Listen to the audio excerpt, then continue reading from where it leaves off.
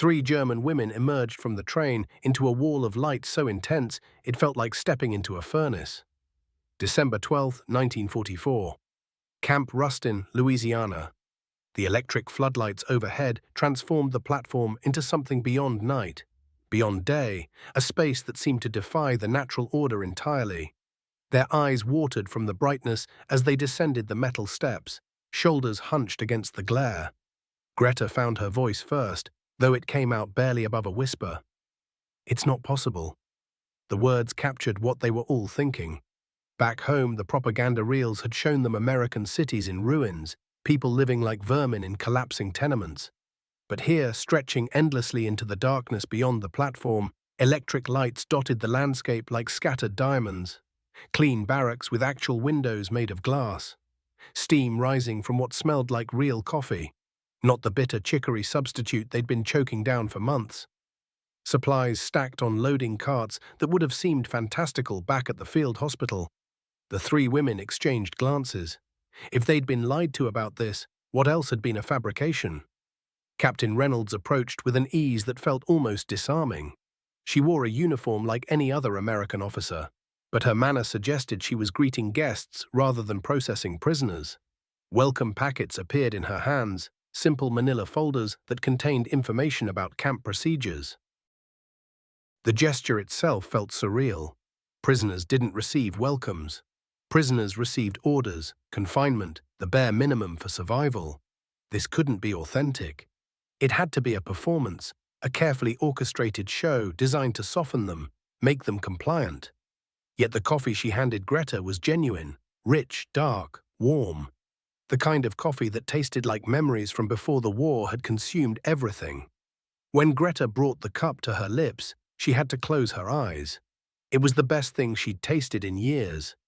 Her throat tightened with an emotion she couldn't quite name. Shame, perhaps, or something closer to betrayal. The barracks they were led to bore no resemblance to prison camps. Individual cots lined the walls, each with white sheets that looked fresh from laundering. Electric heaters hummed in the corners, pushing back the December chill. Electric bulbs hung from the ceiling, casting steady light that didn't flicker or smoke like oil lamps. The floors were immaculate. Everything about the space communicated the same impossible message: you are being treated decently. "It cannot be real," Greta whispered, the words escaping before she could stop them. Captain Reynolds smiled, actually smiled, and handed her a packet of papers. "These explain camp procedures, meal times, medical facilities. Everything is translated into German. If you need anything, Sergeant Kowalski speaks your language perfectly." She paused, gauging Greta's reaction. "Medical facilities?" Greta's voice steadied, though her hands trembled slightly. "What kind of medical facilities?" "Full hospital wing with X-ray equipment, surgical suite, pharmacy. Dr. Mitchell runs it. He's excellent. You'll meet him tomorrow during your medical examination. X-ray equipment." The words nearly made Greta's knees buckle. In her entire medical career, she'd seen exactly one X-ray machine, and it had been broken for months before her capture. The Americans spoke of such technology as casually as mentioning electricity or hot coffee. Standing there in that impossibly clean barracks, surrounded by evidence of abundance at every turn, something fractured deep inside Greta's chest. Not her ribs, those had finally healed from the bombing that preceded her capture. Something deeper. The structure she'd built her entire understanding around was collapsing. 3 weeks into their stay, Dr. Mitchell assigned Greta to work in the medical wing. She'd anticipated menial work, cleaning bedpans, sorting supplies under supervision. The kind of tasks given to prisoners regardless of their qualifications. Instead, on her first morning, the doctor placed a stethoscope in her hands and asked her opinion about a patient's congestion. "You have medical training," he said simply, as though her nationality were irrelevant to her knowledge. "We can use the help." The hospital contained more supplies than her entire field unit had possessed in months. Antibiotics lined the shelves, morphine for pain management. Surgical instruments that gleamed under electric lights. X-ray film that wasn't rationed by the sheet. When she mentioned this abundance to Dr. Mitchell one afternoon, he responded with a shrug that suggested the answer was obvious. We order what we need, sometimes more than we need, to be safe. The phrase haunted her. She watched American medics treat a German prisoner's infected wound with the same meticulous care they'd show their own soldiers. No one questioned whether the supplies were worth expending on an enemy. No one suggested that suffering might build character. Meanwhile, Captain Reynolds orchestrated her own quiet campaign of small kindnesses. She ensured each prisoner received proper winter clothing, actual wool coats that blocked the Louisiana chill, not the thin, inadequate garments they'd expected. When elderly Frau Weber complained of arthritis pain, Captain Reynolds arranged heated compresses and aspirin twice daily. When one of the men mentioned missing his mother's cooking, she somehow procured ingredients so he could make traditional dishes in the camp kitchen. It's psychological warfare, Lisa insisted during their evening conversations, though her voice lacked its earlier certainty. They're making us soft, making us compliant. My father warned me about American manipulation, yet even Lisa couldn't fully commit to skepticism anymore. Too many small acts of decency had accumulated, too many contradictions had piled up against what they'd been taught. During her third week, an American nurse named Patricia asked Greta to help with medical inventory. As they counted supplies, Patricia mentioned something that stopped Greta mid-count. My shift's almost over. I'm looking forward to going home to my apartment. My roommate and I are planning to see a picture show tonight.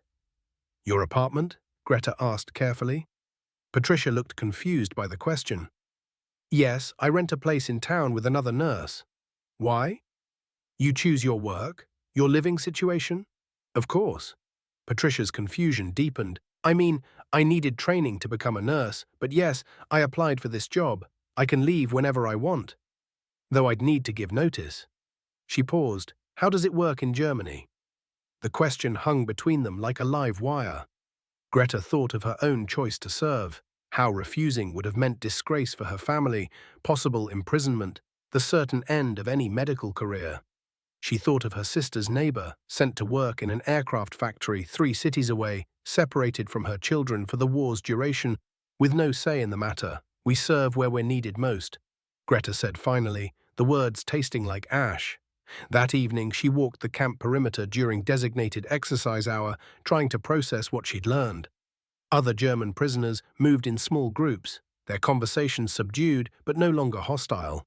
The camp's atmosphere had shifted over the past weeks. Where there had once been suspicious silence, now there was cautious engagement. She paused near the fence where Liesel stood alone, staring toward the Louisiana countryside. In the distance, electric lights from the town of Rustin twinkled like earthbound stars. Even here, in what should have been a remote location, the Americans had brought their impossible abundance of power and illumination.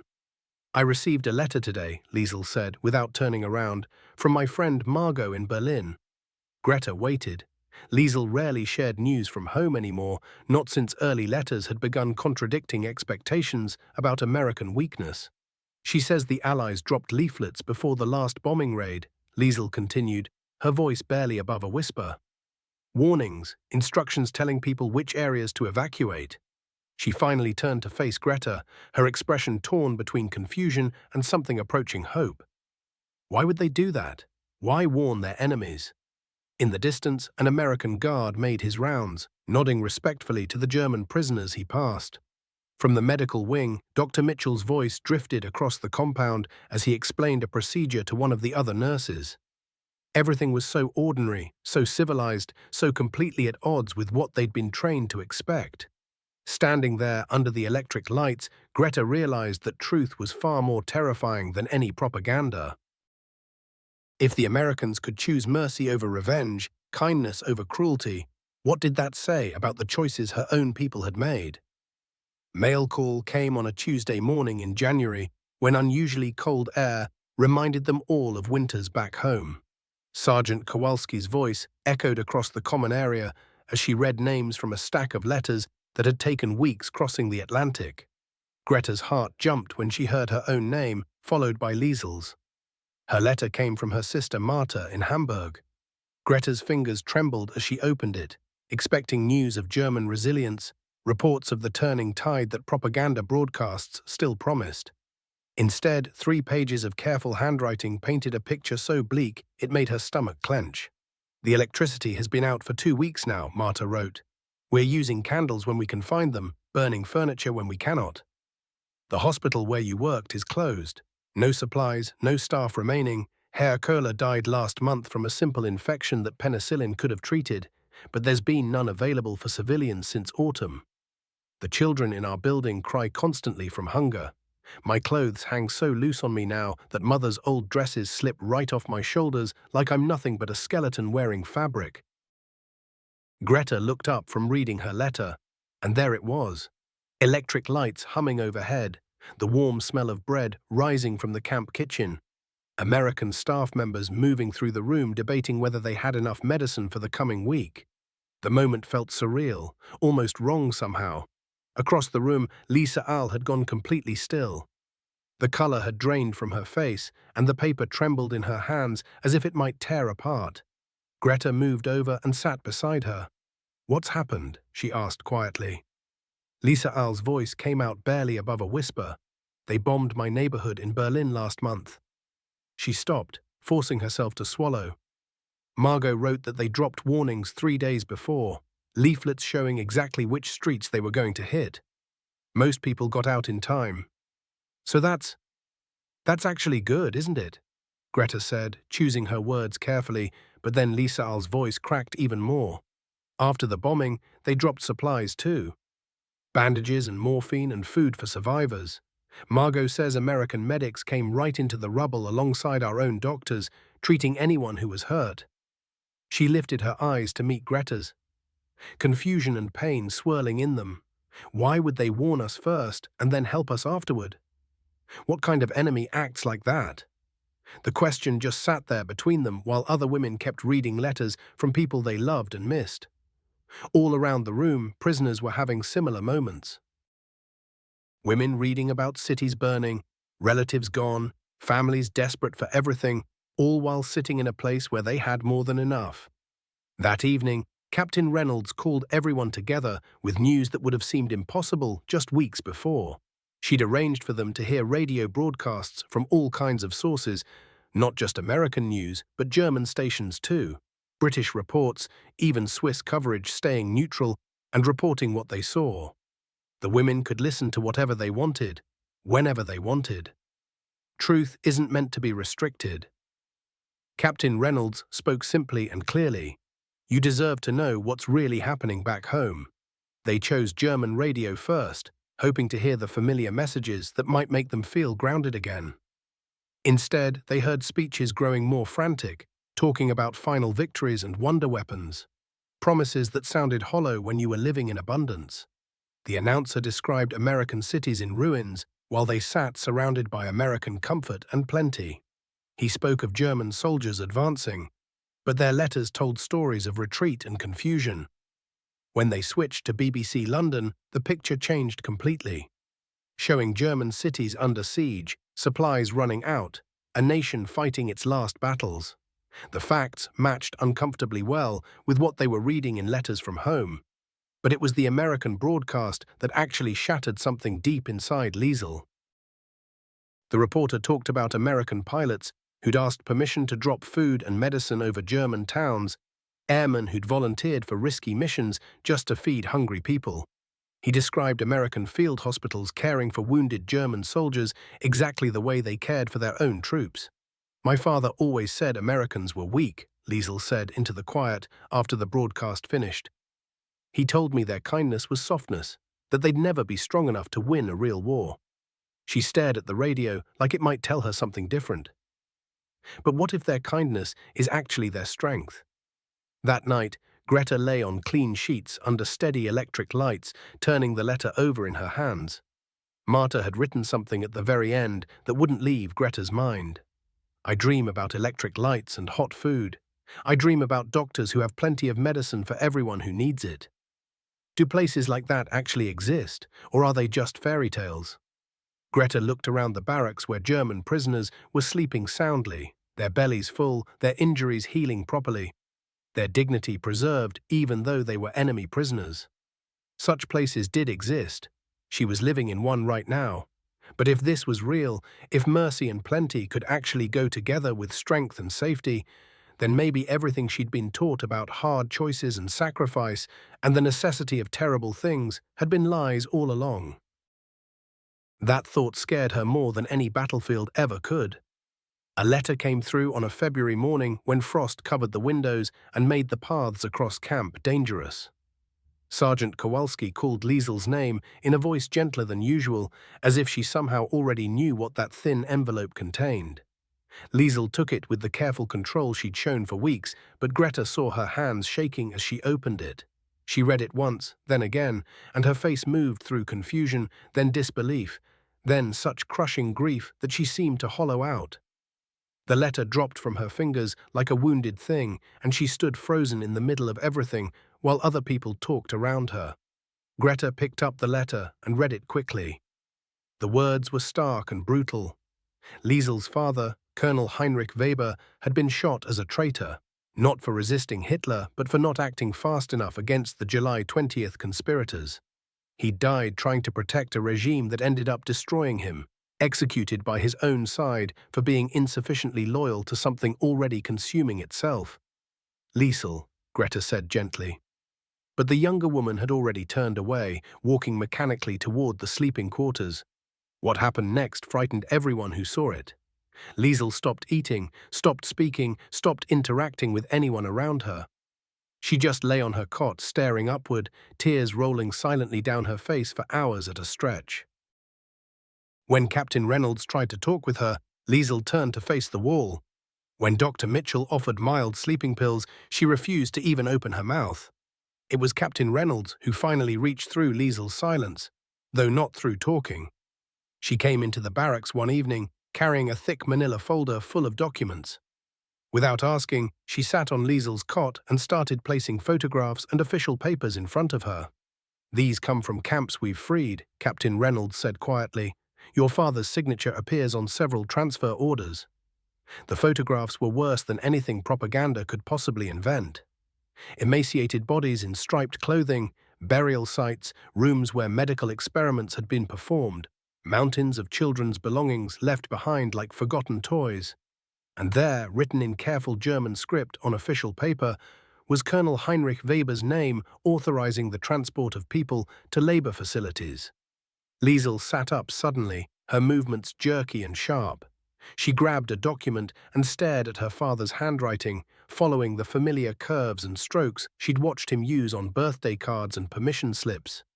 "No," she whispered. "He couldn't have known. They told him these were work camps, places where people were being relocated.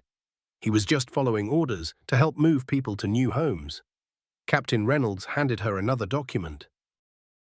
This one was a detailed report from a camp commander about execution methods and disposal procedures.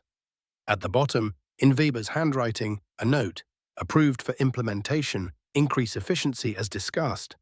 Liesel's control shattered like glass. She bent forward as if someone had struck her, and great heaving sobs tore through her entire body.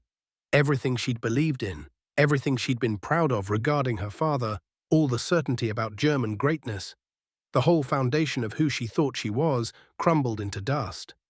20 years, she gasped between sobs. 20 years, he told me we were making Germany pure and strong and safe. And the whole time Greta moved next to her and held her close, feeling the other woman's frame shake and convulse. There weren't any words big enough for this kind of betrayal, no comfort that could ever bridge the distance between the father she'd loved and the man whose signature approved horrors. "I was part of it," Liesel whispered against Greta's shoulder.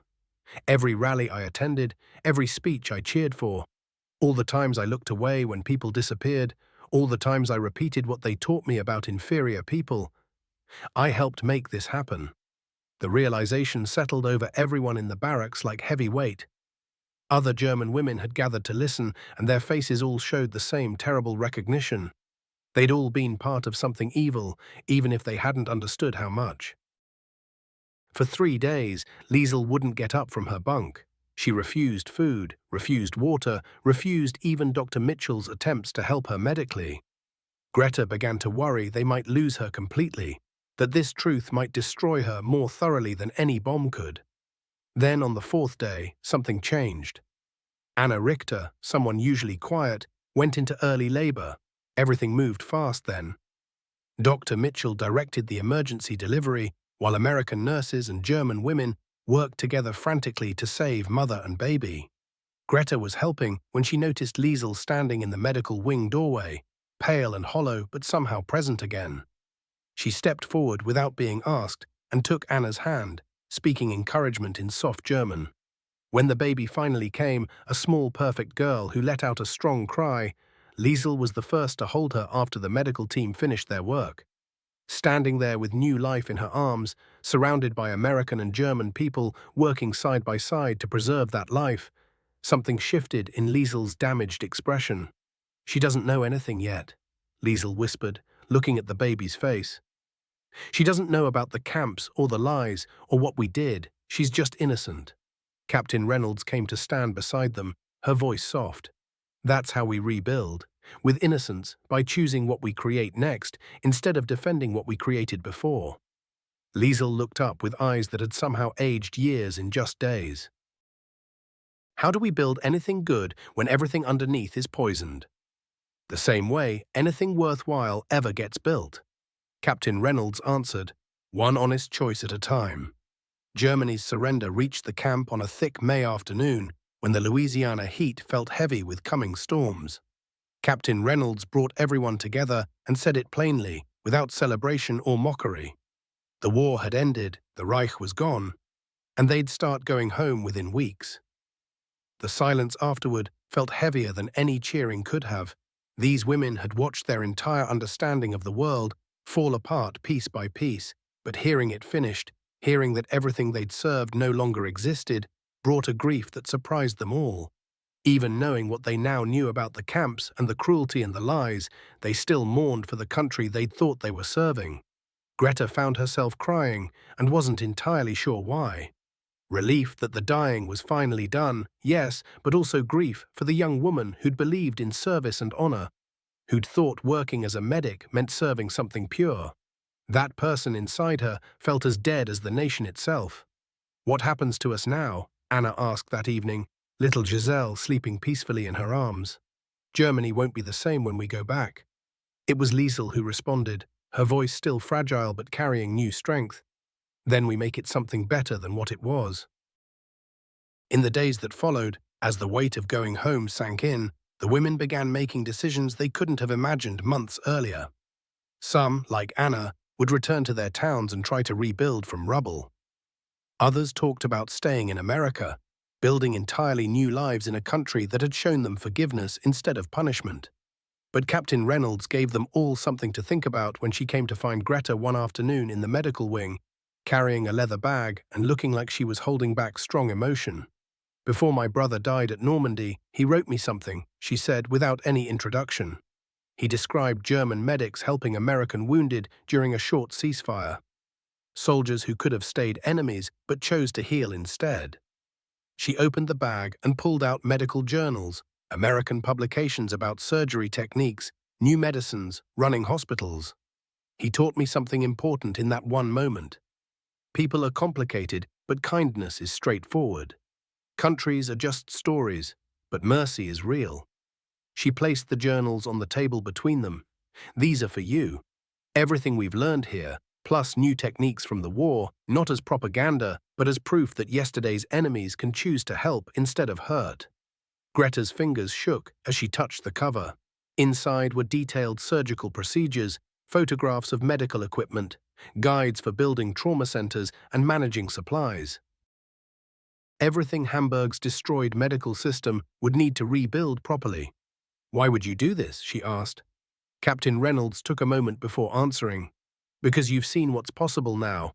You've understood that mercy and plenty can exist alongside strength, that healing doesn't get measured out like ammunition." She paused, and her voice got quieter. "And because I believe you're someone who'll take this knowledge and build something good from the ruins." The ship heading back to Germany was set to leave from New Orleans in 2 weeks. As that time drew closer, the camp had an atmosphere of things ending and things beginning. Liesel had decided to stay in America and study to become a nurse, planning to help other refugees adjust to new lives. Anna would go back to Bavaria with little Giselle, wanting to rebuild her family's small medical practice. Greta would sail home, carrying medical journals in her suitcase and a letter from Captain Reynolds that would open doors she'd never believed possible. On the night before they left, Captain Reynolds gave each departing woman a small American flag, not as a symbol of defeat, but as a reminder of what they'd learned about choosing mercy over revenge, plenty over scarcity, hope over bitterness. "This isn't about becoming American," Captain Reynolds explained. "It's about carrying forward what we've discovered about treating former enemies like people you might want in your future family." Standing on deck as the ship pulled away from New Orleans, Greta watched the city lights stretch toward the horizon, just like they had on that first strange night at Camp Rustin. But now she understood what those lights meant, not just American wealth, but evidence that people could choose to create light instead of adding to darkness. Her suitcase held journals to help rebuild Hamburg's hospitals. Her pocket held a letter that would connect her to international medical work. But something deeper lived in her heart now. The certainty that enemies could become healers, that mercy was its own kind of power, and that even after the worst things humans can do to each other, people could still choose to create something beautiful. The American lights disappeared behind them, but Greta whispered toward the wind and water, "Now I understand what's truly possible."